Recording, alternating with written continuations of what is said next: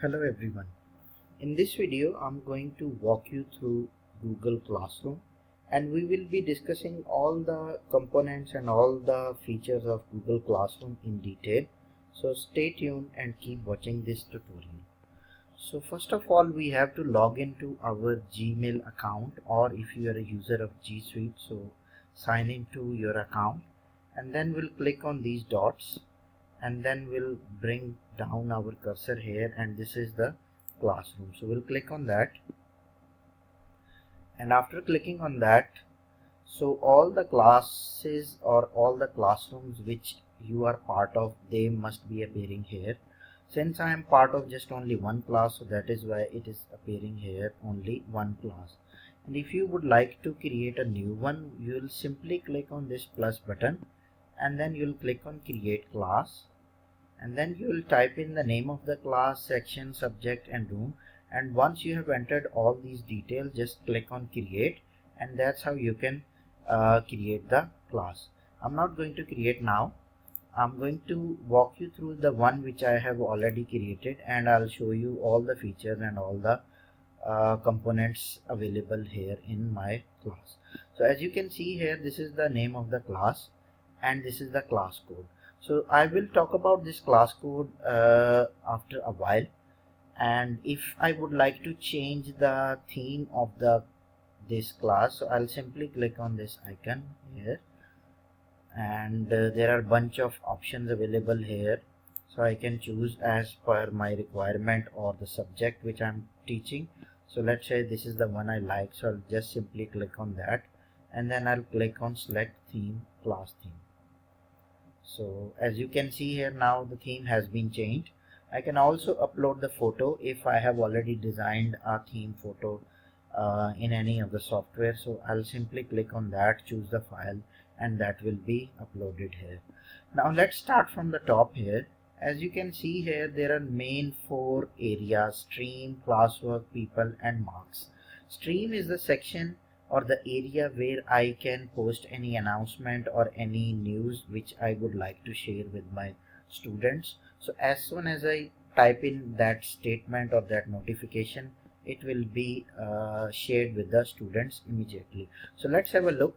So I'll simply click there, and I will, let's say I would like to announce something about upcoming assignment. Students, stay tuned.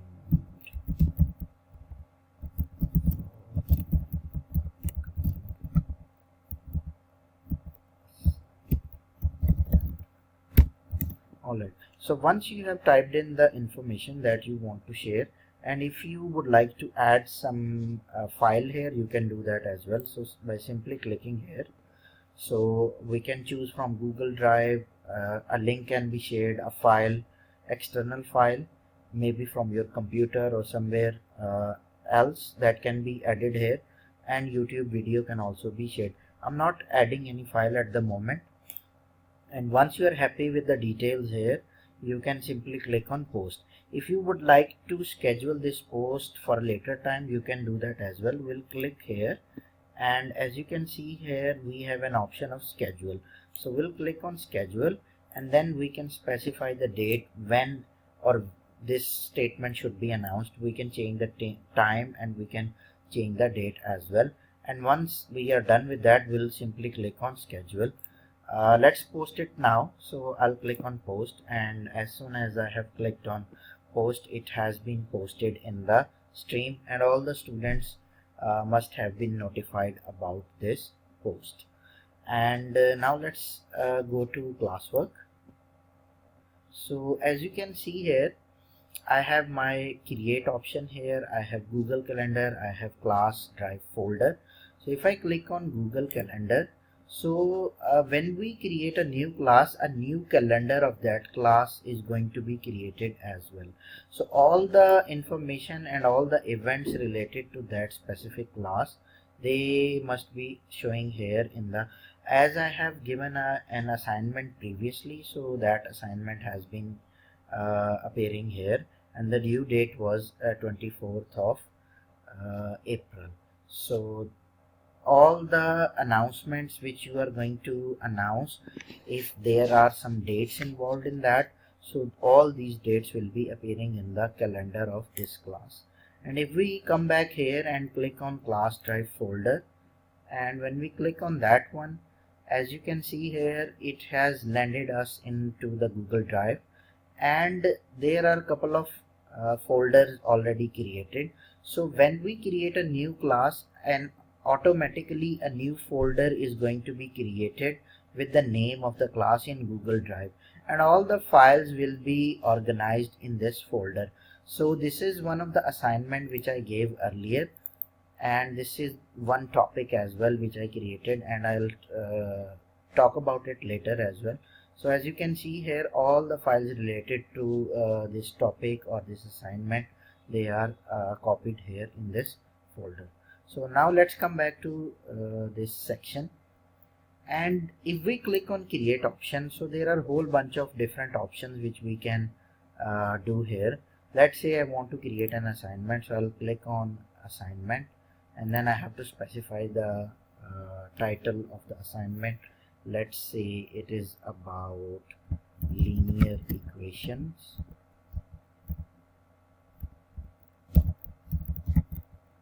Simple, let's call them simple linear equations. All right. And if you have some instructions here, you can type in here. And if you would like to add some file from Google Drive or anywhere else, let's say I want to add a file from my, let's say this is the file, so I'll select this file and then I'll click on add, and now let's come here. As you can see here, I can also specify the points. Let's say I want to make it unmarked, I can do that. If I would like to give marks, so I have to specify the marks. Let's say 10 points are sufficient for this assignment, and then we have to specify the due date. So again we'll click on here, and then we can type in the date here, and if you would like to specify the time as well, you can simply type in the time here as well. So now let's have a look at topic.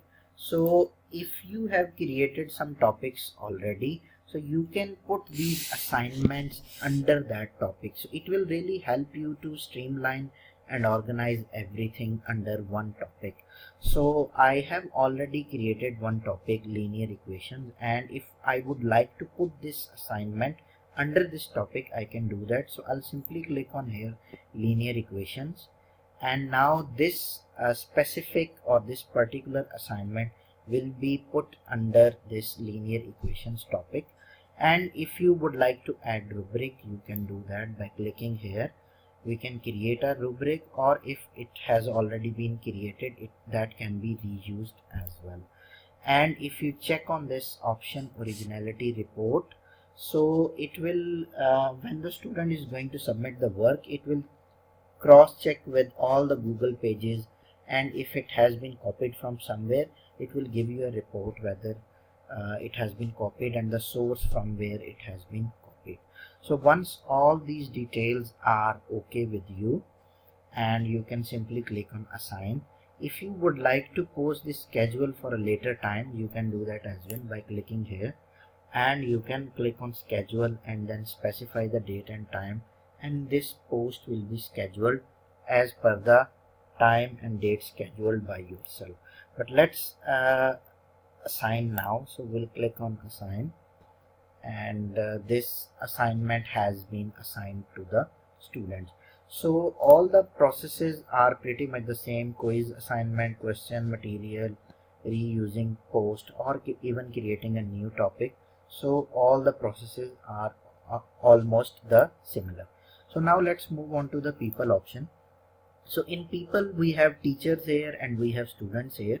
So if you would like to add a new teacher, you'll simply click on invite teacher, type in the email address of that teacher, and then click on invite. And same is the case with the students. So you'll click on this plus button, type in the email, and then invite. So there are a couple of other options related to students here. Let's say you would like to mute a student, or let's say you want to send a personalized email to a student, so you'll simply click on these three dots and then click on email student. And if you would like to mute a student, you'll click on this checkbox here and then click on action, and then you can click on mute, and that's how the student can be muted, meaning that the student will not be able to post anything in the stream when the student has been muted. So now let's go to marks section. So when we click on marks section, so all the previous assignments which have been assigned to the students, and if it has already been checked by yourself and you have given the points to the student, then those points will be appearing here. Since this is the assignment which we created, it has not been marked yet, so this is the reason that these cells are empty. So now let's go to the settings section, and if we click on settings section, there are a couple of settings available. So if you would like to meet your students virtually, so you have to generate this link. It has already been generated, but it is not visible to students yet. So if we click on here visible, then if we click on save, now let's go back to stream, and as you can see here, now the link has been visible.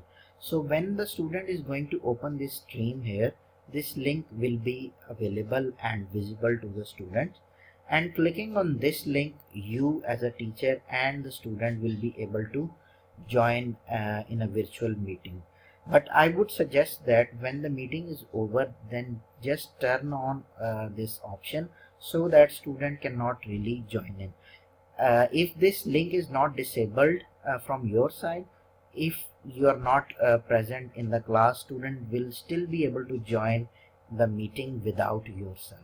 So it is advised that once the class is over, you can reset this link here. So you click on this icon here and then click on reset. So once this is reset, so a new link has been generated and the previous one is expired, so that is no longer in use. And if we disable this, then it is not going to be visible to the students. So once you are happy with all your settings, then you can come here and click on save. In the beginning of the video, I mentioned that I will talk about this class code. So class code is the code. Using this code, anyone can join in the class. So let's say if you do not have the email addresses of the students, you can simply provide this code to the students, and using this code, students will be able to join this class. And now let's have a look at some more features of Google Classroom. So we will click on these three lines here and we will click on settings. So we have some crucial settings here as well. If you want to control some of the features from here, let's say you do not really want to receive any email notification, you can simply click here and this will be disabled. And if you would like to enable it, again come back here and it will be enabled. So this is one of the very key features here which you really need to be aware of. So if you want to disable this option, let's say once the due date of the submission is over, then student will not be able to submit the assignment if we disable this option. And same is the case here. If you do not really want them to resubmit the assignment, you can disable their access using this setting option here. So that's pretty much about Google Classroom, and I hope you would have learned something new out of it. And keep watching my channel, and thank you very much for your time.